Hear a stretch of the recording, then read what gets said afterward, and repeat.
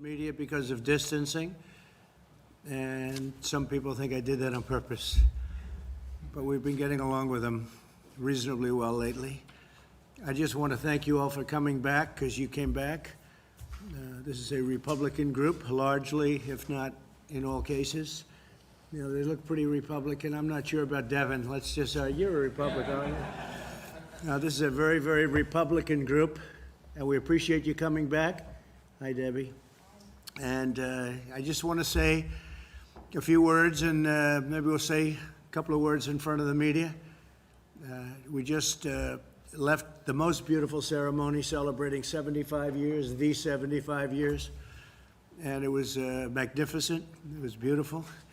It was windy and beautiful. And we have a great country, and we're rebuilding our country.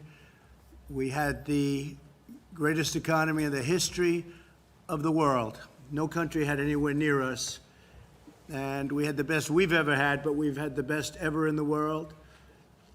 China is a very good competitor, but we were doing much better than China, and that's before COVID, before this plague came in. We were doing much, much better than anybody, best we've ever done, and we had to close it down. It was an artificial closing. We had to just close it down. Never happened. A thing like that never happened before. We did the right thing. It's horrible what's happened. It should have been stopped. It should have been stopped where it came from, which was China. It could have been stopped easily and quickly, and for some reason they were unable to do it. I think they tried, but it got away from them, I guess. But it's a shame, and so many hundreds of thousands of people around the world have been killed, 184 countries. But we're going to build our country back, and we're going to build it back fast. This group of people, we all did it before, and we'll do it again. We created something that has never been seen before. And if you are somebody that likes history, and I think everyone in this room likes history, you wouldn't be doing what you're doing. You would see that, and you would remember that this was the year that China was going to overtake us in the economy. If you go back 2 months, you would see that they weren't anywhere close, that we were going to be there many years of if the right person sits in this seat, it'll never happen. If the wrong person sits in this seat, it'll happen in a period of a few years or less. It can happen almost immediately. So we are in a position where we have to start all over again. And we will start all over again, and we'll build something that was even better than we had before, recognizing that so many people have died. So many people have died. That's the one thing we can't do anything about, unfortunately. What I can say is if we did it the different way, if we went herd, if we just said, let's wing it, we would have been talking about numbers that would have been unsustainable and unacceptable. You look on the screens, you look on television today, and you see body bags, and you see mass graves, and we may be talking about 95,000 people ultimately. We may be talking about something more than that. But if you take a low number, 1.5 million, so you multiply whatever number we're talking about times 15, it would not be acceptable. It would not. It's not acceptable now. One person isn't acceptable, let alone perhaps 100,000. So we're going to rebuild it. We're going to rebuild it back as fast as we can. I think we're going to have an incredible transition, but transition leads to fourth quarter. Third quarter, I call it transition. We'll start to see it. It's already happening. People want to come back. I think everybody in this room realizes we have to come back. Otherwise, you have a broken country. You'll never be able to do it again. You'll never be able to build this miracle. It's a miracle what we did, what all of us did, and what many people before us did. You'll never be able to build it again. The people want to come back. You see what's going on at state houses all over the country. They want to come back. I think some people don't want it really to come back for political reasons, which is sick. But the people, the real people, the people that want this country to be great and great again, we can say. They want to get back. And we're going to have embers, we're going to have fires, we're going to have things to put out, and we'll put them out. We learned a lot, things that we had no idea 2 months ago. We've learned a lot over the last couple of months, and we're going to do a job like nobody's seen before. And I spoke with Angela Merkel today. I spoke with Prime Minister Abe of Japan. I spoke with many of the leaders over the last 4 or 5 days. And so many of them, almost all of them, I would say all of them, not everybody would want to admit it, but they all view us as the world leader, and they're following us. You look at what we've done with ventilators. We started, we had no ventilators. Nobody thought in terms of a ventilator. It's like, and I say it all the time, it's like building a car, and other countries don't have ventilators. And we became so successful at ventilators and building this very complex machine, very expensive machine, but very, very complex to have it right, to do it right. Highly computerized, very technologically significant. So we built, and we built, and we built. And they took other factories for totally other purposes, and now we have 9 factories that are throwing out ventilators at numbers that nobody can believe. It was really, there's not been anything like that since the Second World War, where we did the same thing with other types of product. And we're giving thousands and thousands away to other countries that are people dying because they don't have ventilators and they're not equipped to do what we did. So we're giving thousands and thousands of these ventilators away to many countries that have suffered greatly. Italy, France, Spain, so many countries. And Nigeria called. Tremendous problems in Nigeria. Tremendous problems all over. And so they're very happy. In addition to that, we're building stockpiles for ourselves. So if this disaster ever happens again, we have plenty. Some of the governors, we're working along great with almost all of the governors, but some of them, they needed ventilators. Now it's testing, and we have testing at a level that nobody's ever done before. Every leader tells us the same thing. In fact, they want to know, what are we doing? But you don't hear that from the media. You never hear that. But what's happened with testing is incredible. So as of this morning, we've done 8.5 million tests. And yesterday alone, in one day, we did 300,000 tests. And that's an incredible tribute. Now they have the test where it takes you 5 minutes. That was a test that didn't even exist. Everything had to go to a lab. It would be sent to the lab, so it takes a day, and then it takes another day. But it takes you 3, 4, 5 days if they do a good job. Now you do a test, boom, and you have it in 5 minutes, and nobody ever thought a thing like that was even possible. That's the Abbott laboratories, but now we have other competitive tests even with that. So what we've done has been incredible. We're going to continue to do it. We're going into transition, and I call it transition to greatness. It's going to be transition to greatness, because we're going to do something very fast, and we're going to have a phenomenal year next year. Third quarter transition, fourth quarter is going to be good. There's tremendous pent-up demand, and next year we're going to have a phenomenal year. And with that, I think maybe I'd like to go around the room, and you could introduce yourself and say a few words, and then after that, the media will leave, and we'll have some discussions among ourselves, okay? Please, why don't we start? I think I know this gentleman, huh? And by the way, Kevin has done some job. He should have had the job a long time before he had it. But that's okay. We have a great man, and he's going to be, hopefully, a great Speaker of the House. We got to get him there. If we get him there, and when I say hopefully we're going to win, because I have no doubt he'll be a great Speaker of the House. We don't have to hope about anything. He's done a fantastic job. Kevin? Well, Mr. President, I do want to say one thing. As you and the First Lady were out there honoring what transpired 75 years ago, that we had to end the tyranny of what Hitler was doing throughout Europe. We now battle something that is like a war. That this is a virus that came from a distant land that we did not invite. But just as we had to transform our country then and unite, that leadership you're providing is doing just that. As you talk about ventilators, gearing up, testing, more than 1.7 million in 1 week.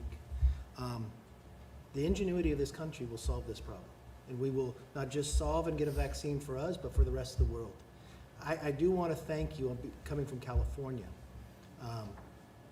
I know I have a blue state, I know I have a governor, but the way you've worked together, watching you send those Navy ships to New York and to California, build those hospitals in a time of need, I do want to thank you on behalf of everyone in California. Thank you for the very work you've much. done.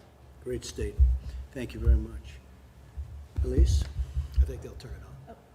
Thank you, Mr. President, for all of the support for New York State. This has been a true partnership, and the administration has stepped up, whether it's ventilators or building the Javits Center, which was tremendously important. My district in upstate New York, people are eager to get back to work safely. Our tourist businesses, our hotels have been devastated. So as we talk about this transition, making sure that we allow our small businesses to get back to work safely is so incredibly important. Also, our farmers. Thank you to Secretary Perdue for stepping up. We have dairy farmers in our district who are going through a crisis, but we know that you support the farmers, and we're appreciative of all of your work for New York. And I know you've worked effectively with Democrats and Republicans in New York State, so thank you. Thank you very much. And so for the farmers, you know, we gave $12 billion 2 years ago from China through tariffs because they were targeting our farmers. And then we gave $16 billion, and this year we're giving $19 billion to the farmers. And that's more money than they've ever even thought about. And it's keeping them in a position where, really a position of strength, but they deserve it, what they've gone through for 18, 19 years. This isn't a new phenomenon. This is for years they've been ripped off. So we're taking care of our farmers. Thank you very much, Elise. Thank you. Dan, please. Oh, thank you, Mr. President. Thank you for having us here, and thank you for working every single day. You know, Speaker Pelosi would have the America believe that we can only show up to Congress to vote once every 3 weeks. Of course, that's not true. We could be working every single day, just like this administration is, and I appreciate what you've done. Appreciate working with us to protect our energy industry. You know, America is in real dire straits with oil prices the way they are. We're deeply worried about that in Texas, and your administration's been excellent to work with on that front. We understand how important energy independence is to our nation. Texas is reopening, and I think it can be a model for the rest of the country as we step out of retreat and move to actually confront this virus head on and get people back to work. Well, it's interesting, Dan, because oil prices are now going up and gasoline prices are going down. That's like the best combination I've ever heard. So our millions of people in the energy business, I think, is going to be, you know, that's moving up. But you look at those gasoline prices and they're really coming down. So I don't think I've ever seen a combination like that. It's going to be very good. A lot of good things happening in energy.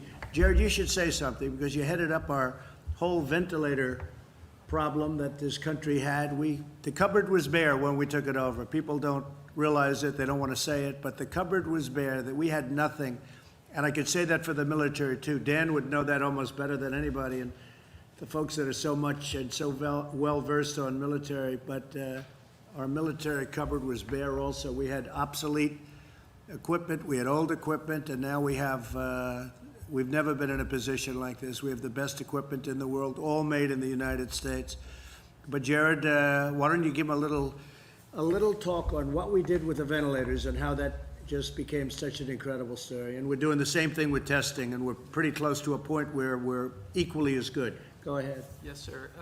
On ventilators now, the good news is that every day the balance that we have in the stockpile that the country has continues to grow. Initially, it was very scary in that we had a lot of states requesting numbers that could not be supplied, and a lot of you were very helpful at getting the local hospitals in your districts to give the actual data to the federal government, because the president wanted to make sure that anybody in this country who needed a ventilator would get a ventilator. He saw what was happening in Italy, where people were dying in hospitals and not able to get the care they needed, and the president said, I don't want that to happen in America. Deploy every resource that we have, get all the intel we have, and let's do our best to try to make it work. And we were able to make it work thanks to your leadership. And then what we were also able to do is use the Defense Production Act at the president's urging, and we were able to contract 11 different ventilator companies. Last year, America made about 30,000 ventilators. This year, we'll make about 150,000 in a 4-month period. And so we're in a place right now where we're doing well. A lot of our allies, the countries that are friendly with America, are starting to get ventilators from us, and we have more than enough to take care of all the American citizens. So it's been a great success story. And on testing, the numbers continue to grow. We have all the supplies that we need to do it. We've now educated all the governors. We have over 5,000 testing machines in the city. We've had the commercial sector through the public-private partnerships that the president had us lead. Those have now identified over 5,000 machines. We've done DPA on swabs, so we're making a ton of swabs. We have reagents. We have transport media. And we've been working with all the governors to help them with the National Guard on how to better collect samples. And so we're seeing those numbers starting to really rise. And when you look at the number that America's done relative to any other country, we're 2 to 3 times the next number. So on an absolute basis, the job that you've led on that has been absolutely tremendous, and that's giving the tools to America to start opening up these counties and allowing Americans to get back to work. Thank you, Jared. You've done a great job. Someday people are going to appreciate it.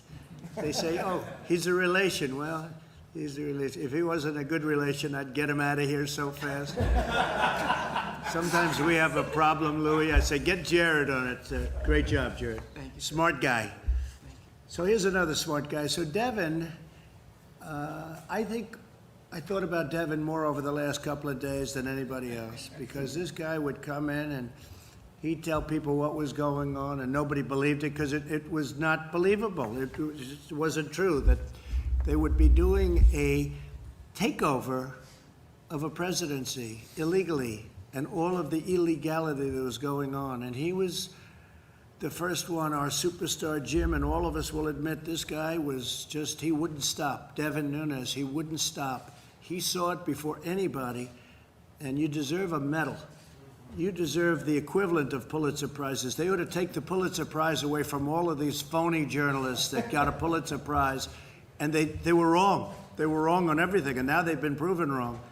I saw where Clapper, not a smart guy. How do you have not a smart person heading up intelligence? How does that work, right? You have a man who is not smart, and he heads up intelligence, and that's possibly what happened. They ran away with it, but he knew what was going on, and I'd watch him on television. He'd say the worst things. And now I know why Shifty Schiff, dishonest, corrupt politician, why this guy didn't want these papers exposed. Because all these people said under oath, where they go to jail if they lie, they were totally, no, I didn't see any collusion with Russia. I saw nothing. No, I said, but he was on television before and after saying there was massive collusion, like Putin was my best friend. We had no calls to Russia. We had no calls from Russia for years. And all of a sudden, we have this great friendship. And by the way, getting along with Russia is a great thing. Getting along with Putin and Russia is a great thing. And stuff like this makes it impossible. And that leads to very bad things, very bad things. But I have to say that Devin was incredible. He understood it. He understood that it was a hoax before anybody else knew what was happening. And then I have to say, the people in this room took over and did a hell of a job with you, right? They had guts. They had guts like nobody's ever seen before. I want to thank you on behalf of our country, and I'd like to have you say a few words. Well, thank you, Mr. President, and it's unfortunate what you had to live through for the last 4 years. Yeah. From your campaign to your presidency, and I appreciate your kind words, and for all the folks in here who have worked so hard getting to the bottom of the Russia hoax situation. Let me just talk a little bit about the situation our country's in now. I know you're well aware. We've had 6-7 weeks here of keeping people inside their homes. We've learned a lot about this virus. There's still a lot more we need to learn. We need to learn what our friends over in Asia were doing at the time that this virus was taking off, and the issues with the World Health Organization. And I believe with your new pick, with John Ratcliffe, member of the House Intelligence Committee, member from Texas, he's going to do a great job getting to the bottom of this, and I think leading the intelligence agencies through what have been some pretty dark times over the last few years. And I think we should say Rick Grinnell has done a great job, too. In fact, John Ratcliffe called up 2 days ago. He said, you know, I'm really looking forward to this, but I don't know if I can top the guy we have in there right now. And he was, he's going to do a phenomenal job, but Rick Grinnell has been incredible. I mean, Before that, we had an empty seat. But Rick Grinnell, what he's done, even Louis would admit that. And I saw Rick yesterday walking in with thousands of pages of paper into the Justice Department. We didn't see that before, did we, Louis, huh? Rick Grinnell did a great job, and John is going to be phenomenal. Please. Well, Mr. President, what we expect and the American people expect is transparency from our law enforcement agencies, and I think we're well on our way to getting that. I want to also thank you for bringing us back here to show the American people that we can be here and do our work. The Democrats are cowering at home right now, and it makes no sense because we've learned so much. I can understand for the first few weeks, but we're learning. We have ventilators.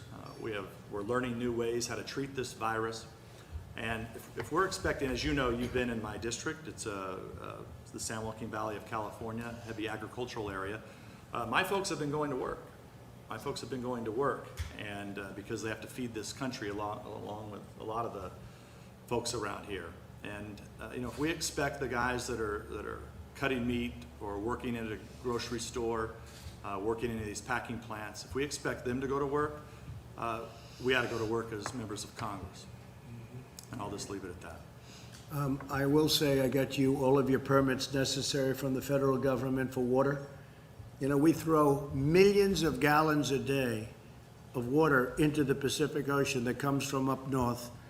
And when I saw Devon, I say, how come those fields are all barren? They're beautiful land, all barren, brown. And then they'll have a little patch like this, a little patch in a corner, or a little patch on one side, and it's beautiful green. You could see it was so, and I said, how come so much of it, 90%, 95%, it looks like a desert, and you have this. He said, we don't have water. I said, you mean you have a drought? This is a long time ago we met, right? Right at the beginning, before I got elected. And I said, you mean you have a drought? He said, no, we don't have a drought. We send millions of gallons of water out to the ocean to protect a very, well, I'll never say anything's unimportant. I think everything's important. To protect, go ahead, what's the name? The smelt, Delta smelt. Yeah. So you have a Delta smelt that's not doing well. It's getting no water, and it will do a lot better if it had water. But they send millions and millions of it. Is that seriously, is that the only reason? That's the reason they send it out there? Yeah, that and For the Delta that smelt. and salmon. Yes. It's So the incredible. farmers are very thankful for recognizing the important work that you've done, not only in San Joaquin Valley, but all over the country. And I'll just say, that's why they're out working, and I think we should be working. And I'm Well, glad you know, brought us here. with the water though, I said, so what has to happen? Well, you need approvals from Congress, from this, from, you need all sorts of approvals, but you need it from Commerce more importantly than anything. I got every approval for you, and you get a lot of the state approvals done through Kevin and yourself and others. All you need now is the signature of the governor. And those millions of gallons of wasted water going into the Pacific, that's like a drop in the bucket, doesn't mean anything to the Pacific. All of that water would come right down all the way into Los Angeles. And you know, in Los Angeles, I had a house in Los Angeles, you couldn't, I sold it. You know why I sold it? Because Secret Service says you can't come here anymore. I said, I might as well sell it. But I had a house and you couldn't have water. Water your grass. They said, oh, you're not allowed to water your grass. And then you look at this massive turn. They had a turn. It takes a day to turn it, like a big faucet. And they turn it, and it veers all the water out into the Pacific. It's crazy. So we're all set, except you need Gavin's signature. If you get Gavin's signature, you can have water from Los Angeles all the way up.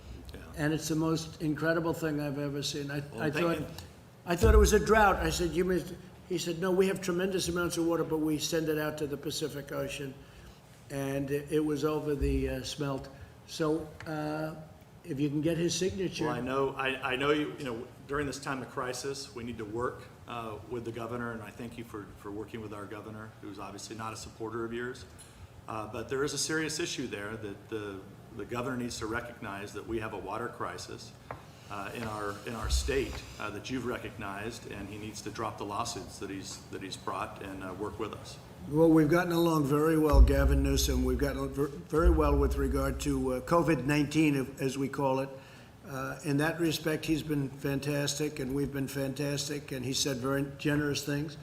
But on other things, we disagree, like the water, like cars, because you can have a car for much less money that's equally good environmentally, but much safer, better car. California forces you to build a bad car that doesn't work well, and there are a lot of reasons for not doing it that way. So we'll end up. So on that we don't agree, but we agree on the coronavirus. And on that, we've gotten along very well, and we've done a great job for California and for everybody, and he was very honest about that assessment. It would be great if you could get the water, but you're all set, okay? You're all set. Just, I say that to Kevin, too.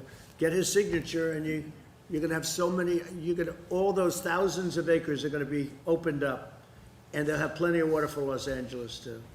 So they won't have to ration. They're gonna ration the water in California. It's the most incredible thing I've ever seen, and yet they're sending millions of gallons out. So thank you very much, but thank you very much for the job you've done. Appreciate it. Thank you, sir. Please. Ted Budd, North Carolina. Yes. I want to thank you for having me here. I also want to thank my colleagues from the House. There is no vote today. There's nothing we're voting on. The Speaker Pelosi has not brought us in to do anything meaningful, but we're here to lead by example and to say that we're ready to work. So we need something meaningful to help those back home. In North Carolina, we're very grateful for all the work that you've done here. And again, Secretary Mnuchin, want to thank you as well for all that you've done.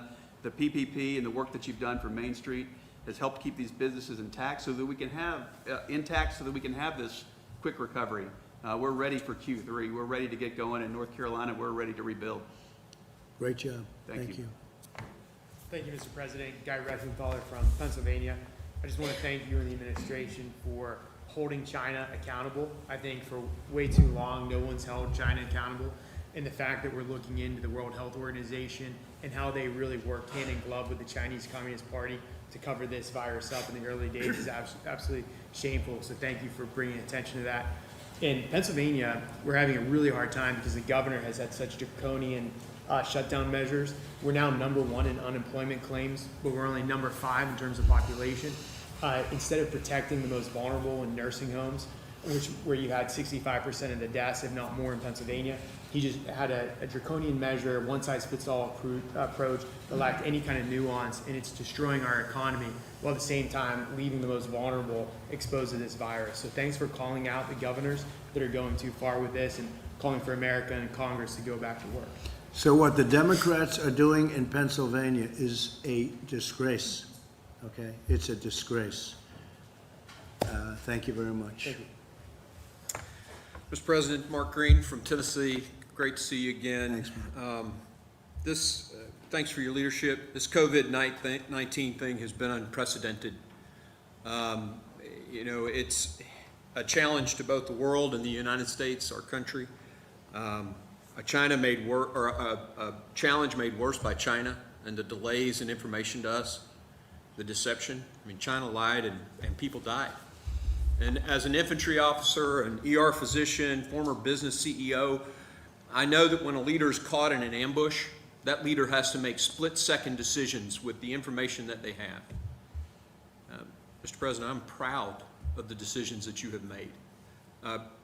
Decisions like banning travel from China, which these guys all laughed at and criticized, but it saved American lives.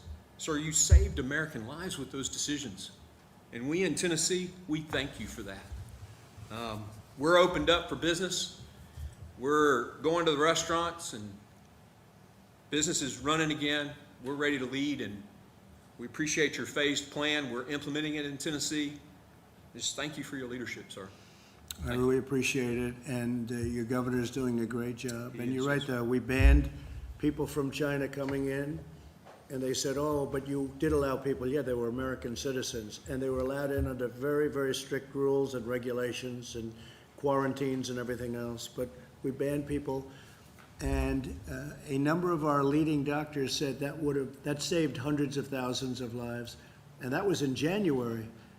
And I remember being in a room with, I think, 21 people, and I was the only one that wanted to do that. Nobody else wanted to do it. They thought it was crazy. It had never been done before. Nothing like that had ever been done before. And now you watch them, the Democrats and the media, say, oh, I should have done it sooner. Nobody even thought about it. And a month later, you'd see Nancy Pelosi and other people talking about this disease is just nothing, it's going to spread over. And she wanted to go, and she was actually late in February. She was in Chinatown in San Francisco celebrating because this disease is going to be nothing. So I understand that. I mean, she felt that, and I can understand it. But for them to say, much earlier, I actually banned Chinese from coming in, China from coming into our country. It's just such a political disgrace that they're able to get away. It's just like Shifty Schiff making the statement today to try and save face when we have him cold on the papers, on the documents, and in about 19 different ways. It's so bad and so sad for our country. Thank you very much, Mark. Mr. President, you put that ban in place before they even named the virus. Yeah, You saved Americans' lives. Thank you. thank you very much. I appreciate it. Thank you, Mr. President. Kelly Armstrong from North Dakota. We're an ag and energy state, so we've been uniquely hit on a lot of this stuff, but I'd like to say thank you for standing so tough with Saudi Arabia. That was a huge deal for our oil producers. Obviously, you've been great for agriculture, but thank you especially for your statement yesterday in support of cattle ranchers. Sometimes they get lost in the mix, and they've been getting hit pretty hard right now, so we really appreciate that. And then just, you get this economy up and going, and we'll do what we do best, and that's feed and fuel the world. And that demand is coming back, and you're up to $25, $26 a barrel, and a little bit more, and you're gonna save your energy industry, really, because we're number one. And Russia and Saudi Arabia, I got them together, and they came to a good conclusion for us and for them and for everybody. And once that demand goes up, it's gonna be great for the energy industry, so thank you very much. Thank you, sir. Louis? Thank you, Mr. President, and echoing the thanks. If you had lost that election in 2016, we would never have been energy independent, and it's been great for Texas, it's been great for America. And I do want to advise our media friends before they write stories about how we didn't wear masks and we didn't possibly socially distance adequately, that you saw to it that we had tests and that nobody in here has the coronavirus unless it's somebody in the media. So the only reason we would wear masks is if we were trying to protect ourselves from you in the media, and we're not scared of you. So that's why we can be here like this. So thank you for amazing job you've done. And it is amazing to see the hypocrisy. You do a travel ban, like Mark said, it saved lives, and they called you racist. And then when they realized you did the right thing, they said you should have done it earlier. And perhaps they could have noticed the need if they had not been pursuing, the hoax that was the impeachment. And I know the Speaker has appointed this new committee to investigate your handling of the coronavirus. And I've suggested they ought to name that committee the Committee of Oligarchs to Unelect the President, or coup for short. But that's exactly what it is. And the money, Steve and Larry, thank you for your work. There are a lot of people that are working for companies today that would not be in my district in East Texas, and they wouldn't be.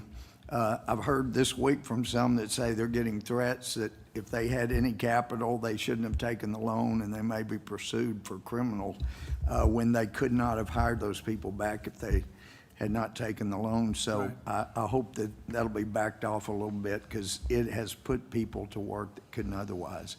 But I'm optimistic, and I wouldn't be if you weren't president. So thank you for the work you're doing. Thank you, Louis, and you've been a great help. And if we didn't win the election, we wouldn't have found out all of the corrupt practices that are taking place at the top of the FBI with dirty cops and all of the things that we found out about other people in other agencies that are equally as important.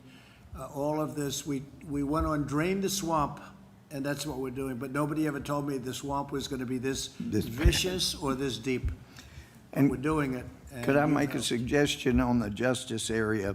And I know that with the Democrats in charge, some of the most important reforms may not happen, but the FBI is the only law enforcement entity I'm aware of that has not even come into the 20th century, not even asking them to come into the 21st. Everybody else does videotapes and audio tapes, and the FBI interviews witnesses and goes back and records their own notes of what they want to say a witness said, and then it's easily changed. And we need to bring them into the 20th century where they start at least doing some audio recordings so they can't change them. So that's one of the lessons we have seen from what's happened in their effort to create a coup. And not only do they not record, but they write their notes, and then when the notes are bad for them, they go and change them months later. This is a corrupt deal that's been going on. Yep. And we caught them cold, and now we have to see what happens, but Bill Barr has done a great job. He's a strong guy, and he's done a great job, and not easy. He's fighting a lot of fights, but he really has been great, and we appreciate it. But you're right about that. I said, oh, I'd like to hear a tape of what the interview was, and they said, well, no, it was just, and they write it out like scribble. Yeah. It's crazy, and then they change it. And they change signatures, they change everything. So we don't have the old one. It's one of the most incredible things, isn't it, huh? Yep. Thank you very much. Thank you. Appreciate it. The most Well, powerful guy in Dan, I say Dan, most powerful man. I just want to thank everybody in this room for the past 3.5 years for supporting our president and the administration and everything you've done. This man goes 18, 20 hours a day, as many of you know. He's the most transparent president in history. He's the most accessible too. There's nobody in this room that can't call or get through to him, mornings, evenings, midday. But we love you all, and thank you so much on behalf of everybody here in the White House for everything that you've done supporting our president. It means the world. Thank you. And what a job he's done too, right, Mark? He's been amazing, and he does it himself. I remember when I was running Crooked Hillary had 28 people. I had Dan, and Dan blew them away. It wasn't even a contest. And we have now, I guess, 6 different sites, platforms, and we have numbers that these people don't have. They don't even come close to it. So when they write false stories, we can go around them. And it's very important to be, who needs it? I wish we didn't need it. But unfortunately, we have to do that. We have to have that because we don't get an honest press. Please, I'll tell you, Gates, you've been something. He's out there, Devin, right? He's out there fighting. Thank you, Go Mr. ahead, President. Matt. Your team is here. We're ready to work, and we are inspired by our president. I have observed your willingness to work with anyone. I saw the Democrat governor of New Jersey categorize the administration's response as extremely responsive. I've noted on our calls that our Democrat colleagues in the House, like Tom Suozzi and Jimmy Panetta, have made contributions reflected in the great work that Jared has done on testing and that Secretary Mnuchin has done and that the chief has done as well.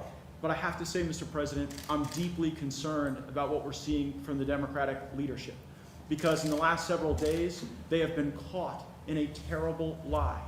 Not only was there no collusion, we now know that the leaders of the Democratic Party knew that there was no collusion at the beginning and willingly lied to the American people anyway. Now we see that they're reverting to their old playbook. As we want to work together to provide provision to our people and take good ideas no matter where they come from, Nancy Pelosi and Chuck Schumer just want to set up new committees to investigate rather than working together. I know that even before being president, you talked about the importance of the president being a great cheerleader for our country and for our economy. I note, and I know in the jobs report today, we can see that even the people who have been furloughed or who are on unemployment now, they're optimistic that this is the team that will bring America back. What advice would you give us to try to have our Democrat leadership behave more like the governors you've worked with and some of the rank and file colleagues who've made helpful suggestions, rather than just reverting to their hatred and their lies to cover their tracks for their last set of lies? I think they've been doing it so long and gotten away with it for so long prior to us, and they had that 8 years, the Obama 8 years, that have been absolutely terrible if you look at the Justice Department and what's taken place. You look at the FBI and what's taken place. And frankly, prior to that, a lot of bad things went on. All we can do is keep winning, and if we keep winning, eventually they're going to come around one way or the other. May not be in that form, may not be them, because I'm not sure that you can do that with them. Tremendous dishonesty from Schiff and from others. And they know it's going on. They know these are not stupid people. They know it was a hoax. They know better than anybody in this room it was a hoax. They set it up. They're not aggrieved. I watched Shifty Schiff, 9 inches around the neck. And I watched this guy, uses the world's smallest collar, right? But I watched him, I guess this morning, talking about, he acts so aggrieved, so aggrieved. He knows he got caught. And not only caught, if he weren't in the halls of Congress, he'd be in jail because he made up phony stories and phony speeches and phony, everything was phony.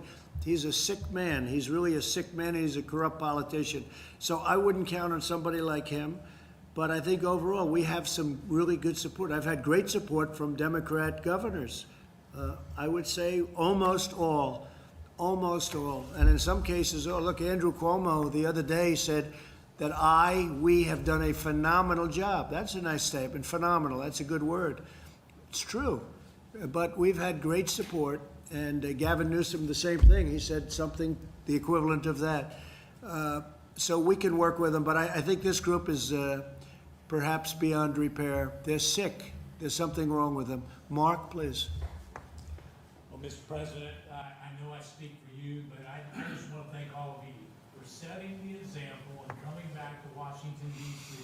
It's time that we send a message to the American people that we're open for business, we're ready to get back, and we're ready to support a president who has been willing to take the bold moves each and every day to make sure that America's first. So thank you for allowing me to serve, and thank all of you.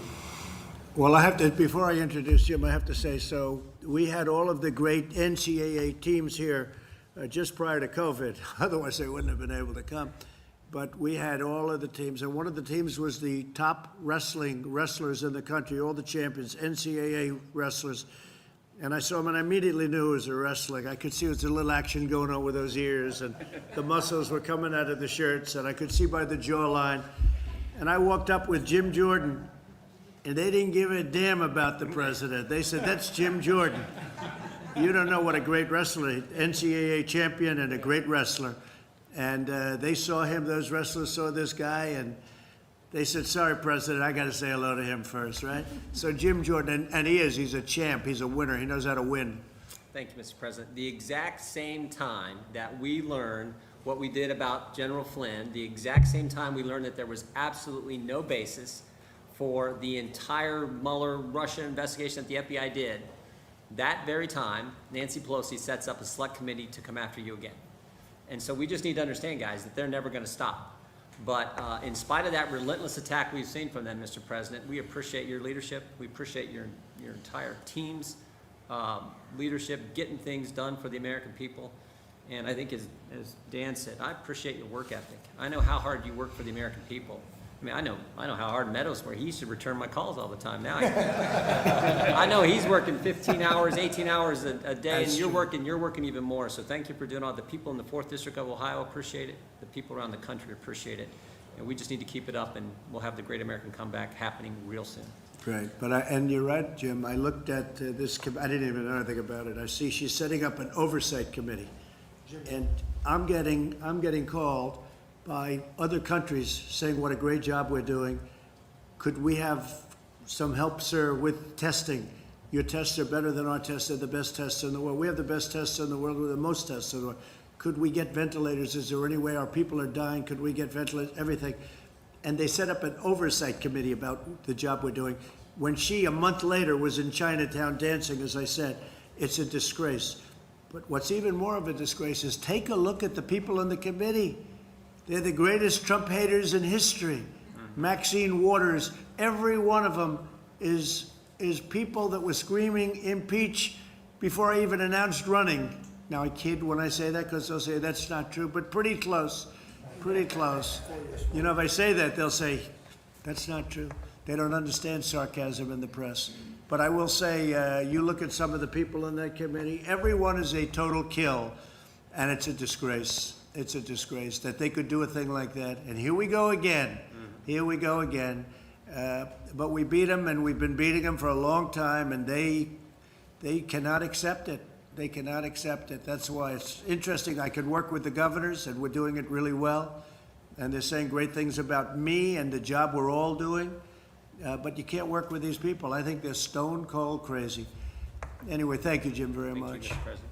Kevin, how about a little recap as to how you think we're going to do in that next year coming up? Sure.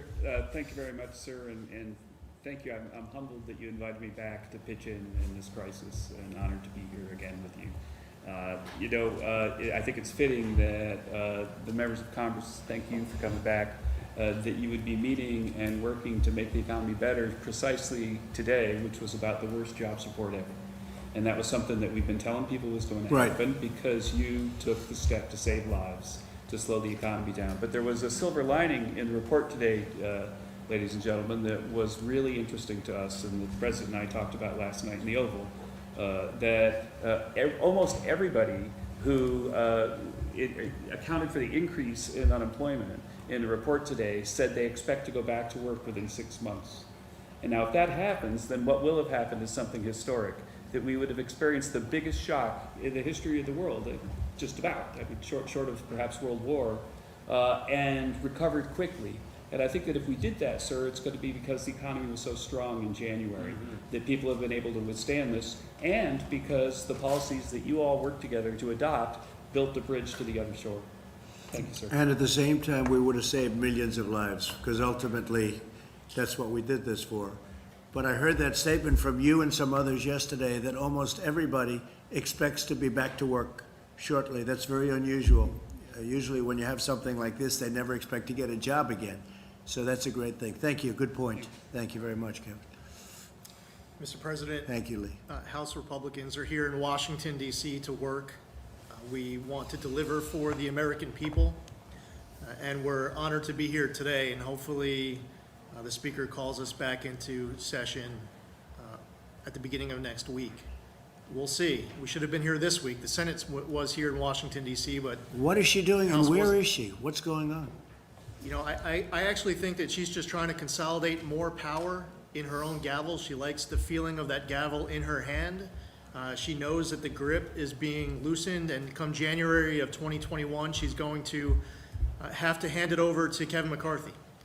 And in the meantime, she is trying to consolidate as much power as she can. And when she brings her House Democrats to Washington, and there's a process where we're able to participate in crafting legislation, she won't be able to dictate as much of her obstructionist radical agenda that appeases an enraged liberal base that put that gavel in her hands in the first place. Many of us here in this room were with you on the beaches of Normandy, and we're honored to be back here today to be with you on VE Day. And not just as a member of Congress, but also as an Army veteran, I want to thank you for all of your support for our military. And in so many ways, our military was weakened before you got into office. And we saw a troop strength reaching levels that were pre-World War II levels. It wasn't just in troop strength, but it also was with our equipment. And whether it's support of the military, preparing our troops to win, understanding that you don't send our troops into battle unless they're sent to win. You send them to win, or you don't send them at all, and you know that. And you've been following these principles of understanding our enemies don't respect weakness, they only respect strength. And as someone who's still in the Army Reserves, and knowing right now that we have men and women abroad, they can feel when they go to sleep at night, their parents can feel good when they go to sleep at night knowing that you have their back. And our greatest generation that fought for our freedoms and liberties 75 years ago, they fought for that flag and our Constitution and made this conversation today possible. I saw them when they were with you in Normandy, those veterans calling out to you from that backdrop like they were 18 or 19 years old again. They just wanted a moment to share with their president, just to get a thumbs up back. They were little kids, even though they saved the world. And I want to thank you not just for setting up our military for success, but taking care of our veterans, because when they come home, they should be treated with the love, dignity, respect they deserve on behalf of a very grateful nation. As a New Yorker, I want to say thank you for what was a phenomenal effort to deliver for us during this coronavirus outbreak. Between Suffolk and Nassau County, we had well over, as of right now, over 70,000 positive cases of coronavirus. Between the Comfort, the Javits Center, field hospitals, Army medics, When New York State asked you for public testing, immediately approved. They asked for private lab testing, immediately approved. They asked for semi-automated testing, immediately approved. I remember getting on the phone with Mark Meadows. We needed ventilators. The 4,000 ventilators show up within 48 hours. I remember getting on the phone late, it was 10, 11 o'clock at night on a Saturday with Jared. And we're talking about how the stockpile in Suffolk County was out of regular-sized N95 masks. The next day, you're here in the White House talking about how you're sending hundreds of thousands of N95 masks, and they arrive within the next 48 hours. And 250,000 surgical masks show up instantly. I get on the phone just a couple weeks ago with the Secretary of Treasury about the municipal liquidity facility that was set up to talk about how there's a need out there for a county like mine, not quite 2 million. We have a population of about 1.48 million. We didn't qualify for the municipal liquidity facility. Secretary Mnuchin, the night of getting the last bill passed, he is on the phone and he's working to take care of our issues. So with what Jared has done, and Admiral Polacek and Avi Berkowitz and others who were involved in that effort on the PPE, I want to say thank you. The Boeing Dreamliner is bringing PPE in right now that Suffolk ordered, and it's just a huge help. And the last thing I would say is this, and I stated the point about not just as a member of Congress, but also as a military veteran, thank you. I'll also say as a Jewish veteran, what happened to me when I was with you on Normandy, and many others who support you. And it happened again this morning when I put out a message about today being the 75th anniversary of VE Day. I got attacked as a Jew for supporting you. And the things that they were saying about you was so highly offensive to me. And there has never been a president ever who's had the back of Jews in this country and around the world like you have. And whether it was moving the embassy in Israel to Jerusalem, and signing the Taylor Force Act into law, and recognizing Israeli sovereignty over the Golan Heights, but most importantly, fighting anti-Semitism here at home. When I see them attacking me and attacking you, especially attacking you and your team, when you are all in more than any other president, not just delivering on your own campaign promises, but doing what's right and delivering on the promises of presidents in the past, I just want to say thank you. And the Speaker, we all should be in the same foxhole right now, with our rifles pointed in the same direction. And we're all here in the same foxhole with you, with our rifles pointed in the same direction. But unfortunately, while you recognize that the enemy is coronavirus, the Speaker believes that the enemy is you.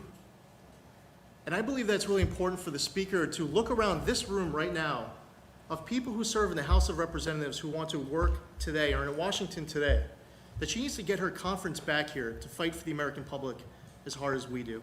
And I thank you for your leadership on all accounts and delivering for New York in what truly was a phenomenal way. Thank you, Lee, very much. Appreciate it. Thank you, Mr. President. Warren Davidson from Ohio. Definitely an honor to be included on this task force and be here really to work with you to help this transition to greatness. You've had great messages. It's resonated with the whole country, but definitely with the people of Ohio. We love you, look forward to you coming back. And, I think the example that you set when you talked about the governors leading the way, because the states really have had different experiences and different approaches to dealing with this virus, but also a legacy of dealing with problems in a different way. And you see the legacy costs in states like Illinois, where 58% of their budget goes to pensions, and states like Ohio, where we have a rainy day fund and we reformed our pensions and have been responsible with our spending. That approach is important. It was important in the way that that Attorney General Barr has recognized in terms of defending civil liberties. Every single one of us wants to protect public health, and we're all anxious to grow our economy and get it back. But we all swore that same oath I swore in the Army to support and defend our Constitution against all enemies, foreign and domestic. So we take that very seriously, and the civil liberties that have been infringed upon, the sense of freedom and the sense of identity as Americans that's under attack in this era. Having the Department of Justice say we are going to defend freedom and lead that example is a big deal. And as we confront all these ideas on how to deal with, safety, it's important to remember that even the Patriot Act expansion, it was just temporary. It was supposed to expire. And a lot of those same sense of urgency that came in after 9/11 led to the expansion of the FISA and the Patriot Act and the way it was abused against many people and very publicly against you, was really just to keep us safe and just for now. But we still haven't really been able to reform FISA. We still have a chance to do that.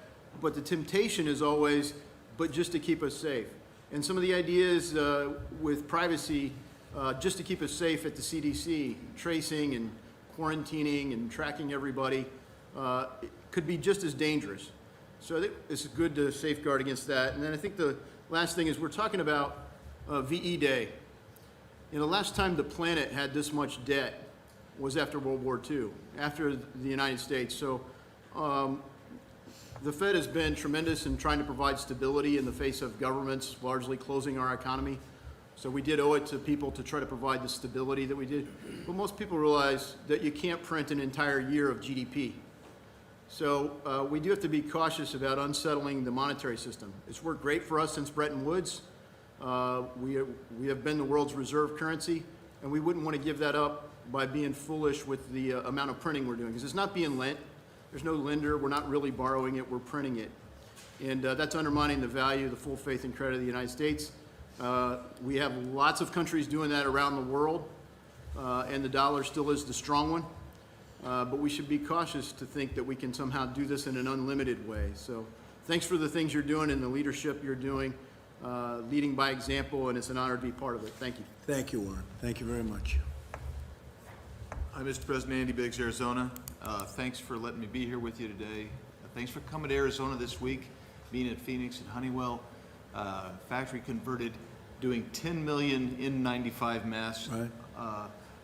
On a regular basis, and there's going to be 10 more out of their Rhode Island plant. Thanks for being there. We had Sammy's restaurant from Tucson up, but we also had several Latina business owners there that are strong supporters. And why are they supporters? Because of the economy that you built and you put in place. And Arizona's ready to open up. They're energetic. They want to open up. They have faith and confidence in you and your leadership because they know what happened before. You built a marvelous economy, lower taxes, reduced regulations. That really did a great number for our economy, and that's fantastic. And I'll tell you, we are just as frustrated that that Speaker Pelosi won't bring us back to do work that we need to be doing. We need to set the example for the American people that we're ready to be here. If you can go to Starbucks coffee, as Kevin said yesterday, you should be able to come to Congress. So just so you know, the House Freedom Caucus we had a meeting last night. We'll be meeting every day next week here in Washington, D.C. We want Speaker Pelosi to know we're ready to work. We come to work. We represent the people. Thanks for your leadership, Mr. President. Thank It's you an honor to be with you. very much, Andy. Thank you. Mr. President, Andy Barr from Central Kentucky, thanks for your leadership and for inviting us here today. I want to share with you 3 quick stories from my district that illustrate how effective your administration has been in responding to this public health emergency. These stories have not been reported by the press, so I want to direct these stories to the press because they need to know how effective you all have been in responding to us and the American people. First is Dr. Mark Doherty, an epidemiologist at Baptist Lexington, largest private hospital in my district, a nationally known infectious disease expert. He comes to me in March, early in the pandemic, and he says, we can do convalescent plasma therapy. He was one of the first epidemiologists in the country to want to do this. He went to your FDA, sir, and within 4 hours received approval to do convalescent plasma therapy, saved 2 lives on Sunday night. The approval was on Friday. Second, he comes to me and he says, we can save personal protective equipment if we use telemedicine within the hospital. The problem is we need approval from the federal government to do that. So we go to CMS, to SEMA Verma, and we say, we can do a Bluetooth stethoscope with an iPad and telemedicine and FaceTime. We don't have to send all of the healthcare workers into the negative pressure room. We can bring modern technology to the fight against COVID. We can protect healthcare workers, and we can conserve critical personal protective equipment. Within days, Seema Verma and her team at CMS responded favorably. That is a nationwide policy change that saves lives for healthcare workers and conserves scarce personal protective equipment. And then the next story is Steve Stone from Nicholasville, Kentucky, works for Sagent Pharmaceuticals. He comes to us and he says there is a critical shortage of the sedative propofol, which is used for COVID patients on ventilators in New York, by the way. There was a shipment of a month worth of propofol that was held up by the government of Italy. So we got on the phone with Admiral Polacek from on your team on Saturday morning. On Tuesday, he had talked to the State Department and had the Italian government release to New York life-saving propofol for intubated COVID patients in New York City, a month's supply. And that was your administration and Admiral Polacek responding instantly to that request. And then the third story is Secretary Mnuchin and his team, and Mark Meadows. We had a small business owner who was not approved in the first round of PPP because he bought the business after February 15th. But this is a 35-year-old business, a dozen employees, $60,000 a year jobs, a small business publication. We went to Mark Meadows, Secretary Mnuchin, his team, and within days, they changed the guidelines, frequently asked questions, new guidelines. We saved 12 jobs in Lexington, Kentucky because of your decisive action. So, Mr. President, thank you for the effective response to this pandemic and this crisis. Thank you. Thank you very much, Andy. Good afternoon, Mr. President. Scott Perry from Pennsylvania. I want to first thank you for acknowledging those NCAA championship wrestlers from Penn State. Jim Jordan, of course, as you know, is a big fan of those Penn State wrestlers. Mr. President, thank you so much for your bold, visionary, decisive leadership. It has made a huge difference in Pennsylvania, in the district I represent, and across the Keystone State. The PPP in particular saved countless jobs. It has been a lifeline for the small businesses across the country, across our state, and of course running it through the local banks, getting government out of it, letting the banks, our local community banks handle that has been it's because that's who people know. They have a relationship, and the bankers, of course, know them. And so that's worked really well. But I will tell you, in the transition to greatness, what I don't think we did envision is the same bold vision and leadership that you have had in some of our state governors. And right now, just last night, our governor announced that we in Pennsylvania are going to stay locked down until June 4th. Mr. President, our businesses are dying. And I don't know what, we shouldn't have to make this choice. We're Americans, and we can do two things at one time. You have proven you can do many things at one time and be effective. We have about 65% of our deaths in Pennsylvania happening at elder care facilities, at assisted living facilities, not in hospitals, but at these elder care facilities. The PPE is going to the hospitals. The money a lot's going to the hospitals because we shut them down. The governor's made a choice, instead of helping some of these elder care facilities, we have a website where people can snitch on their neighbor who's going to work or who is opening their business in contradiction to the order. That's not bringing anybody together. So a couple things. Extending the PPP, the 8 weeks, until after the governor opens the state, because employers now don't want to have to pay for employees who are not going to be able to come back to work, right? Because the state is shut down. You didn't do that. The governor's done that, right? So the transition to greatness, I think, might include something like that. Right now, we have counties that want to open up. The governor said no. Counties want to open up. They're not sure. They're scared that if they open up in again, violating, so to speak, the governor's order, that will stop the flow of federal dollars for the programs that you already have. And so some assurance that they can do the right thing and get their people back to work as Americans would be very, very helpful. I would say this as well, Mr. President. The unemployment benefits in the real world, we tried to do the right thing, you tried to do the right thing. Employers are thankful for the fact that they won't be held accountable if their employee doesn't come back to work. But when you have a governor that doesn't want to enforce the policy, it's not really helpful because the employer needs the employee to come back. They need them to come back. And so maybe take a look at that. And finally, in this transition to greatness, Mr. President, China, once we get through this, there must be an accountability. There must be an accountability. We all want to get back. We're here. We're ready to be at work. Speaker Pelosi apparently is not, but if she is going to do phase 4, she's working on her own. She doesn't involve our leadership. She doesn't involve Kevin. She doesn't involve anybody here. Mr. President, the prescription to get us back to work and healthy as an economy, quite honestly, is simple. And you already know it. You've already talked about it a million times. Let's just get back to work. Let's just get back to work. Thank you, Mr. President. Thank you very much. Great. Thank you, Mr. President. Greg Murphy from Eastern North Carolina. I appreciate your strength. I appreciate your persistence. I'm a surgeon, and I appreciate decisiveness. It's been nothing but a merciless last 4 years that Schumer, Pelosi, and her cabal have essentially tried to undo the 2016 election. I've only been in politics a relatively short period of time, but it's obvious to me that there are people in this country who hate you and hate this administration more than they love this country, and they will see it torn down. This crisis has highlighted this. We thought that this possibly could be a way of bringing our nation together, but unfortunately partisan politics has ruled the day.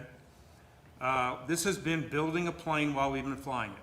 I think that's a very good analogy, but the plane is built and it's time to land.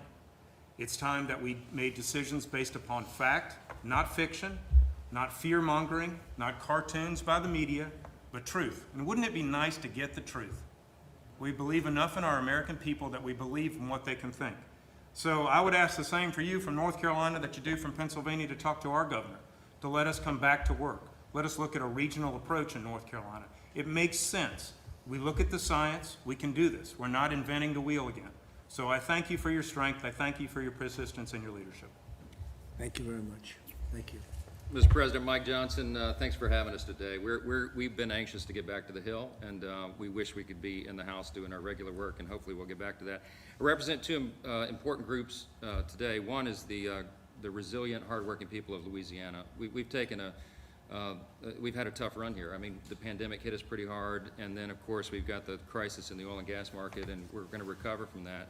But the people there are soundly behind you, and so many of them always tell me when they know I'm coming back here to give you their regards and their encouragement and their thanks for what you're doing, your principled leadership.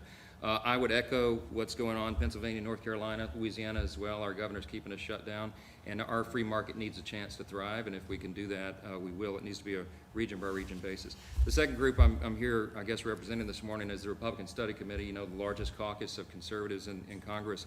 And as the chair of that group, all these guys are leaders of it as well, and we've been trying to advance our core principles. And we came out Monday last with a 37-point blueprint, a framework that we call a return to prosperity and accountability and recovery. And basically what we've done is distilled the work that we had been putting into about 15 months prior to the pandemic to come up with a playbook, a conservative playbook to run when we return to the majority, which we still think we could do. But it's things, for example, for holding China accountable all the way to empowering the American worker. And we think it's consistent with a lot of the administration and what you've articulated, and we hope we can work together on it. I would end with this. The whole team, your whole administration has been so accessible and transparent. I love what Dan said. I had written those two words down before you said it. That marks the Trump administration. And I could name each one of them on your team here. They've all been helpful and grateful to us. We had a conference call with Mr. Kudlow the other day, and he said something at the end of it that resonated with me. He said, you know, our time-tested principles cannot be abandoned now. That's what's going to guide us through this, right? And we were on mute, but we all said amen. And it reminded me of what Reagan said in his farewell address when he was leaving, you know, his storied time at the head of the country. He said, they called me the great communicator, but I wasn't that. He said, I was just communicating great things, and they're the same great things that have guided our country since its founding. We believe in those time-honored principles. We believe in individual freedom and limited government and fiscal responsibility and free markets and lower taxes and less regulation. Those are the things that are going to guide the country back in this transition you're talking about. And we're so grateful that you and your team are holding the line on that. We'll be with you. We're your foot soldiers. We're ready to go to work, and we thank you again for all you're doing. Thank you very much. Great. Oops. Well, I want to say thank you again, President Trump, for coming to Arizona, and it was such an honor to be on Air Force One with you. It was my first time, so it was awesome. But I want you to know that I believe you are exactly the right person for the job. despite all of the Democrats, the top Obama people, maybe President Obama himself, since we found out yesterday, trying to take you out, despite all of that, you led our nation into the greatest economy in the world, and I am totally convinced that you will do it again. And so, please don't let all the critics get you down. I know a lot of people are just Trump haters and they say mean things, but there are so many people out there, so many people in Arizona, throughout the nation, that absolutely think you're doing a great job. So please keep it up. Thank you, We Debbie. appreciate you. Thank you very much. Thank you. Debbie. Beautiful. Thank you. Larry? Thank you, sir, and thanks to everybody here. Some wonderful words, and we appreciate your strong efforts and support. We have a lot more to do. I just want to connect a dot or two. Kevin was talking, Kevin Hassett, my friend and colleague, when we were in the Oval last night talking about these are temporary job losses, probably 3/4 of them, if not more.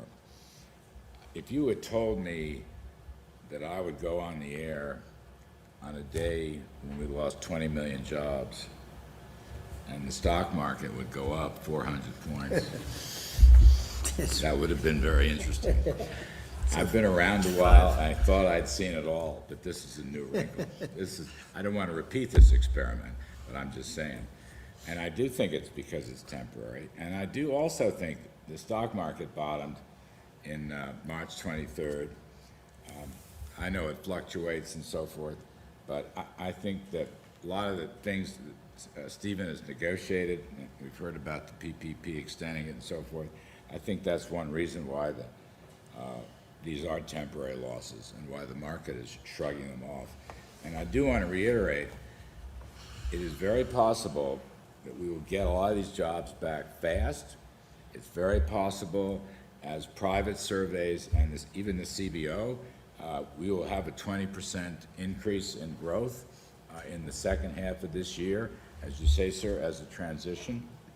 And then finally, I want to say that, and I appreciate your comments very much, sir, if we stay to the principles that worked the first 3 years, I mean, through January and February of this year, the economy was growing at 3.1% at an annual rate before the virus hit. Low taxes, rollback of regulations, energy independence, good, fair, reciprocal trade deals, the building blocks of a blue-collar boom, of a middle-class wage boom, middle-class wages and less, and a small business boom, which is the heart of the Republican Party. There's no reason. You did it once, and if we stay with those principles and do it again, and next year, 2021, can be absolutely a spectacular year. So I really believe that. And I will just say it is my honor to be part of this, sir. Thank you. Thank you very much, Larry. Thank you, Mr. President. I want to thank everybody around the table. I've had the opportunity to speak to almost all of you and all of your ideas. As others have said, it's the President's economic policies that led us to great success. I have the utmost confidence. We have the greatest scientists, the greatest medical people. There will be a vaccine. We will kill this virus. And the policies that you've put in place recently are protecting American workers and American business as we go through this difficult time. So thank you, Mr. President. Thank you, Steve. I appreciate it very much, and you've done a great job. So we're looking at the transition to greatness, and I think it's starting right now. It's really what it is. It's a great term. It just came out at this meeting. True. It came out by accident. It was a statement, and it came out, and you can't get a better one. We can go to Madison Avenue and get the greatest geniuses in the world to come up with a slogan, but that's the slogan we're going to use, transition to greatness, and it's starting right now. And I appreciate everybody we called. We said, can you be here? They hopped in a plane. Is that right, Mark? They hopped in a plane. Not one person turned you down. This was just a quickly set up meeting because the Republicans want to be here. And the Democrats have to come back and they have to get it going. And they're asking for things that they didn't ask for up front, but it's what they wanted. And they want things, and we're happy with what's gone on. We got what we needed, and but at the same time, we want to do what's right for the country. So we'll see what they're looking for, and we're in a position for first time in a little while. You would never put yourself in that position, but we wouldn't agree to what they wanted, and it got sort of delayed, and now they need things, and we can sit back and we're going to watch, and we'll do what's right for the country. But so it's the transition to greatness. That's where we are. That's where it's starting right now, and I appreciate everybody for being here, and we're going to have a little meeting after the media goes. Do you have any questions, John?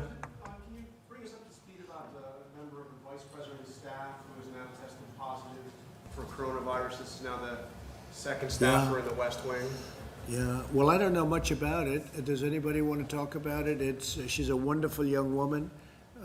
Katie, she tested very good for a long period of time, and then all of a sudden today she tested positive. She hasn't come into contact with me. She spent some time with the Vice President. It's, I believe, the press person, right? You'd say press person. So she tested positive out of the blue. This is why the whole concept of tests aren't necessarily great. The tests are perfect, but something can happen between a test where it's good and then something happens and all of a sudden she was tested very recently and tested negative. And then today, I guess, for some reason, she tested positive. So Mike knows about it, and Mike has done what he has to do. I think he is on an airplane going to some faraway place, but you'll be able to ask him later on. But they've taken all of the necessary precautions. I understand Mike has been tested, Vice President, and he tested negative. Mr. President, but if this can happen here at the White House, 2 people tested. It can happen anywhere. It can happen. So what? You see where it happens. People feel confident going back to work then? No, because, well, then it would happen anyway, whether you did go back to work or whether you didn't go back to work. In fact, I saw a statistic come out of New York yesterday that was pretty strange, that most of the cases are coming from apartments and coming from homes. What was that all about? I think they said 66%. Did you see that? That was given by Governor Cuomo, that they're coming out of the home, right? So it can happen anywhere. It's a very elusive enemy, a vicious enemy, an elusive enemy, and I think more importantly than anything with this one, it's probably the most contagious enemy that anybody has seen. Mr. President? Yeah, please. Given 2 positive tests in the last 2 days, what precautions are you taking here at the White House to prevent the virus from spreading further? And are you worried that it's kind of already in the White House? And Well, I'm not worried, no, I'm not worried, but, you know, look, I get things done, I don't worry about things, I do what I have to do. We've taken very strong precautions at the White House, but again, we're dealing with a invisible situation. Nobody knows. When I see that 66 in New York, 66%, where people stay home and that's where they're catching it at home, who would ever think a thing like that's possible? So all you can do is take precaution and do it the best you can. But Mike was tested today, and Mike was tested negative. So are you taking additional steps here at the White House in the latest? Yeah, we're taking very official steps. Mark, do you want to discuss that? We've already put in a few protocols that we're looking at, obviously, to make sure that the president and his immediate staff stay safe. But it's not just the president, it's all the workers that are here. Obviously, you're here on a daily basis. But the protocols that we're putting in place puts a stronger emphasis on making sure that we do the mitigation that we need to do to make sure they're safe. I don't want to get into all the procedures that we have embarked upon, but I can tell you this is probably the safest place that you can come to. All of you, as you know, have to be socially distanced from the president. His meetings that he has are done with a social distancing plan in place. Outside of that, we may take some additional precautions as it relates to the vice president and the president in terms of just making sure that the people that come in contact with both of them are done, that it's done in a way that makes sure that we keep the president safe. Additionally, every member that came here today, they were tested, just in case there's a closer contact than we might have. But we put in some additional protocols over the last 48 hours, and we'll continue to monitor. Mr. President. Are you satisfied with the measures that have been taken so far? I really am. Look, I understand what we're dealing with. We're dealing with something very serious. And the fact that you have it doesn't mean that it doesn't go away. All right? You can have it and get through it very easily. Some people have a harder time. Most people get through it. Some people are devastated by it. But the fact that you get it doesn't mean... I've had numerous people say they have it, and a couple of days later they're better. Some people say they have it, they think, and there's almost no symptom. Other people have it and bad things happen. So, but for the most part, when you have it, you get better. And supposedly you're immune, although they're not 100% sure about how long that immunity lasts. And is there, Mr. President, is there a reason why people just aren't wearing masks at the White House? Well, they are. People But they're that, not, sir. no, people that are serving me are.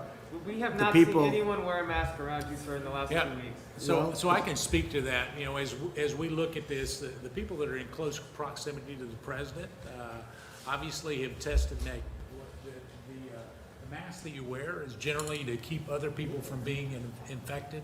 And so as we look at that, you know, I can tell you that the testing protocol is a strong regime, and as it gets close to the president, some of those that serve him will wear a mask in those closer proximities.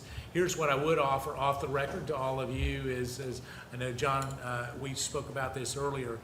If you've been on the campus, for your safety and well-being, the president's made available to make sure that you can have testing just for the peace of mind. So before you leave today, we've made those arrangements to make sure that you can be tested as well. But we have a lot of people wearing, I'm just looking around. Look at Shay, White House photographer. I'm sure most of you don't know her, but to the best of my knowledge, she's wearing a mask. Is that a mask? Yes. I think to the best of my knowledge, it looks like a mask.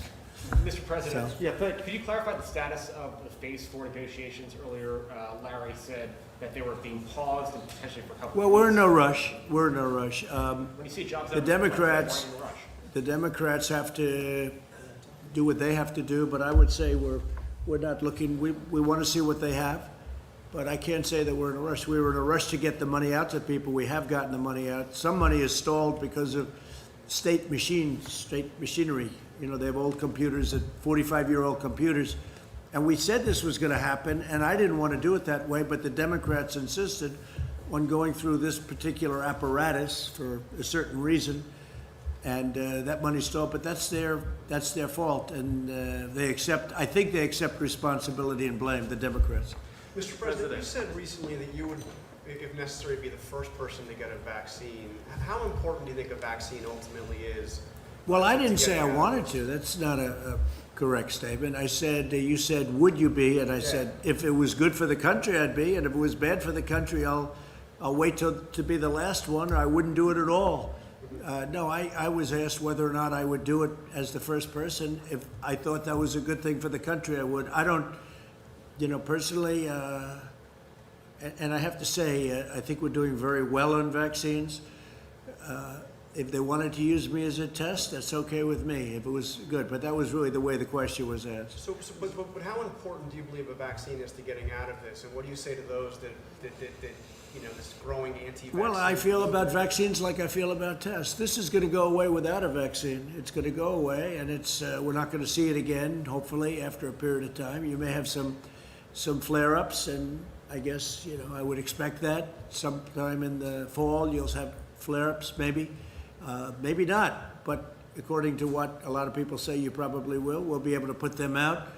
You may have some flare-ups next year, but eventually it's going to be gone. It's going to be gone. There are some viruses and flus that came and they went for a vaccine. They never found the vaccine and they've disappeared. They've never shown up again. They die too, like everything else. They die too. And so whether we do or not, I think great progress is being made by Johnson & Johnson, by Oxford and some others. NYU, I see, is very advanced. but if you don't get it, this is going to go away at some point. Mr. President, what evidence have you seen that this is going to go away without a vaccine? I just rely on what doctors say. They say it's going to go. That doesn't mean this year. It doesn't mean it's going to be gone, frankly, by the fall or after the fall. But eventually it's going to go away. The question is, will we need a vaccine? At some point, it will probably go away by itself. If we had a vaccine, that would be very helpful. Be very happy to have a vaccine. How often do you meet with Dr. Birx, Dr. Fauci, and the medical experts, or have you essentially just moved yourself on to the economic aspect? No, I listen to them. I have a lot of respect for them. Dr. Birx, Dr. Fauci, and we have some other people that are very good. No, I listen to them very, very intently. But how often do you meet with them? Talk up, you have a mask on your face. How often do you meet with the medical staff and the medical experts? A lot. A lot. Mr. President, for the Do you find the CDC protocols to be an impediment to opening up the country? Which protocols? The recommended guidelines that have been. No, because I'm relying on the governors, and the governors are the ones that are doing that. And if I see something wrong, I'll clamp down on it very hard and very strongly. But I'm relying on 50 very talented governors. I don't think they are all talented, but many of them are very talented. Why are you not releasing those guidelines to? They're released. They know what to do, and they know what they're doing. And we're going to see, but I'm relying on the governors to do their individual states, and they're relying on us very strongly for advice and also for help with respect to equipment, hospitals, beds, ventilators, but also medical supplies. So they're relying on us, and we're able to get them everything they need if they can't get them. Ideally, they can get it, but much of the things that we're getting and we've gotten for them, we're able to stockpile in their states. So we're sending it around, we're sending more than they need. So if this should happen again, they're going to be ready this time. And what happens though if the infections go spike once the government? You have to put out the fires. Then you're going to have to put out the fires, and the governor should be able to do that. Mr. President, you said the third quarter would be a transition and the fourth quarter would be good. Where do you expect to see the unemployment numbers at that? Well, I think the unemployment numbers are going to go way up. And the statement that Kevin made is incredible. Everybody expects to have a job back very shortly. That's not a normal situation. You go into a bad economy, deep recession or worse, nobody expects to have a job ever again. Everybody expects, I saw that chart, almost everybody expects that they'll be working again. This was an artificial turning off of a tremendous economy. We did the right thing because we saved millions of lives, probably millions of lives. But this was just all of a sudden one day we had to turn it off. When we turn it back on, which we've just started doing, I think it's going to come back blazing. I think next year has a chance to be one of the best years economically we've ever had because there's tremendous pent-up demand. So if unemployment's at 14% now, perhaps going as high as 20%, where do you think that will be in the I think the number is going to be a great number. I'm not going to say exactly what. I can say over a period of time it's going to be where it was, maybe better. Can't get much better. We were at 3.5%. But it will be, I expect it to be where it was. The demand is going to be tremendous, and next year is going to be a tremendous year. Fourth quarter is going to be very good, maybe better than that. The transition is going to be very interesting, but you're going to see some very good numbers coming out of the third quarter. It's a transition. I call it the transition to greatness. We're going to have a great year next year. But do you think we can get dug out by the third or fourth quarter of this year economically? Well, the third quarter, we're moving in that direction. Right? I would say it's starting right about now. We're going to start moving in that direction. But the third quarter will be, I think it's going to be very good. It's going to be a very good indicator, but it's going to be very good. But it is a transition quarter. The fourth quarter is going to be good. It could be maybe more than good, Kevin. And next year is going to be, I think it's going to be a really powerful year economically. Mr. President, Larry said this morning that he expects the May unemployment numbers to also be, problematic, to be very high. What are you and your administration, these lawmakers, what are you Well, all the May doing? numbers, we haven't started coming out of it. Well, And what are you all doing to provide relief to workers over well, the we're next doing a 6 lot. weeks? Look at all the money. We took $2 trillion and we're spending it all over because we want to we're throwing money at it. And over the years they've learned that's much better than not doing it. Look at 1928. In 1928, they raised interest rates and they raised taxes. How did that work out? Not too good. Not too good.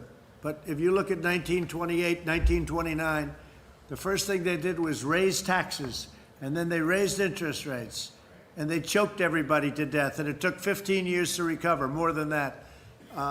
So we do it, we're doing it the right way. We have a lot of great students of finance. I'm one of them, and we're throwing money at it. And I'll tell you what, I've watched some people and read some people that I would say would not have agreed with that, and I haven't seen anybody disagreeing with what we're doing. And in fact, they say what we're doing with the PPP, with, you know, all of the things that we're doing is great. One thing we could do is a payroll tax cut. That seems to bother the Democrats. One thing with a payroll tax cut, though, it's over a little bit longer period of time. But a payroll tax cut is something that some people that are very smart, I'm one of those people that like it because I think it's really sustainable. I think it will sustain it. But that's one thing that a lot of people would like to see. Mr. President, you were with seven. Another thing they'd like to see is a capital gains tax cut, meaning no capital gains. Some Republicans are true hardline Republicans around the table. Not all of them. Some people might say, Louis might say, forget it. But some people would say that a capital gains stoppage, cutting capital gains, getting rid of capital gains tax, they've said that for many years, would be a great thing. The true conservative Republicans around this table, of which there are about seven solid, but I still like the other ones too. But they would say that's music to their ears, right? So we'll see. I would be in favor of that. Yeah. Mr. President, you were with 7 American heroes earlier today, these World War II veterans. I was. All in their 90s. Did you consider wearing a mask when you were with them, given their No, event? because I was very far away. I appreciate the question. I was very far away from them, as you know. I would have loved to have gone up and hugged them because they're great. I had a conversation with everyone, but we were very far away. You saw. Plus, the wind was blowing so hard in such a direction that if the plague ever reached them, I'd be very surprised. It could have reached me too. You didn't worry about me. You only worried about them, and that's okay. Because I think they're so pure, it will never happen, all right? They've lived a great life. But no, the wind was howling, and I didn't see anybody with masks. I don't know, maybe there were. But they were great. I had conversations with them, but I was standing, as you noticed. Would you say I was quite far away? Thank you, John. Mr. President. Appreciate that. Your book was very good, by the way. Thank you. It was better than I thought it would be. No, it was actually a very good book, but it was actually better about me than I thought it would be. So I appreciate it. You've known me for a long time. 26 years. This wasn't really in the schedule, right? I knew him long before I thought in terms of this, but we had one very good story, right? When we were interviewed at the hotel, and he took a lot of guff. They said, he's not running. Why you did? This was before I announced, and I've been toying with it for a long time, but never did it, never decided. And he took a lot of guff, but he also got great ratings when he did that interview. So I don't know, but it turned out to be a very interesting interview, sort of the first. So yeah, your book is very good. Congratulations. How's it doing? Bestseller list. Bestseller. Bestseller, yeah. That's good. Like Congressman Crenshaw. That's good. Dan has a big. Oh, Dan. Dan is doing good, right? Well, is that because I endorsed his book? That's a great book. I'll tell you, he did something else great. He did a thing on Nancy Pelosi that was so incisive. Did you see that? He did something that was so incredible, and I actually pinned it on top, right, Dan? Yes, sir. We pinned it on top. You were fantastic. Have you done this before? Yeah, I make videos all the time. You should share them more. Well, that's true. I'll tell you, great job, Dan. You're a great guy. He's a great guy. So is that it? Are you guys all finished? Well, one more, Mr. President. Yeah, go ahead. What kind of a mask is that? It's a mask. It's a blue mask. It's like a catcher's helmet. What? That looks like a catcher's helmet. Go ahead. I used to play catcher, so it makes sense. Federal watchdog found that Rick Bright's removal from HHS was improper. blocking that move right now? Have you seen that report, and do you have any response to it? I don't know. To me, he looks like a disgruntled employee. I don't know who he is, but to me, he's a disgruntled employee. And if people are that unhappy, they shouldn't work. If you're unhappy with a company, you shouldn't work there. Go out, get something else. But to me, he's a disgruntled guy, and I hadn't heard great things about him either. Mr. President, about Lieutenant General Michael Flynn, he pleaded guilty twice and admitted before God that he had lied. How does that comport with your present position? Well, I'll just go, and these guys can give you a better answer than I could, most of them in this room. But I'll tell you what, number one, they played the son game. We're going to go after your son. And number one. And number two, the FBI guys, as I know it, and I found out, Devin, they didn't think he lied at all. They said he didn't lie. They didn't know what they were talking about. And Mueller's group, Mueller's gang, that didn't find that I did much, did they, after wasting 3 years? But Mueller's gang of culprits, they said he lied. But the FBI, in this case, said he didn't lie. What's the story in that, Devin? Well, you have to remember that this is a 30-some-year veteran of our military who headed the Defense Intelligence Agency. It would be preposterous to think that he was a Russian agent, and everybody in the press knew this. They had early versions of the dossier. They knew the Democrats were pushing the dossier, and the fact that someone would even ask this question about General Flynn, who was clearly, he was exonerated on January 4th before you were even sworn in to office. We know that from the FBI agents who were reviewing the case. I'm not even sure it was properly predicated to review General Flynn in the first place. You know, there's a lot of people in this town, in the swamp, that all of these people in the media know that work on behalf of foreign agents and aren't registered. And General Flynn, who's a 30-year war veteran, the way that he's been treated, the way his family's been treated, the way that he's lost his livelihood, he lost his house, and I think the American people owe him a debt of gratitude, and this government owes him and his family an apology. When they didn't have anything on Flynn, they went out to the him. FBI found he didn't lie. Okay, thank you very much. Thank you very much. Mr. President,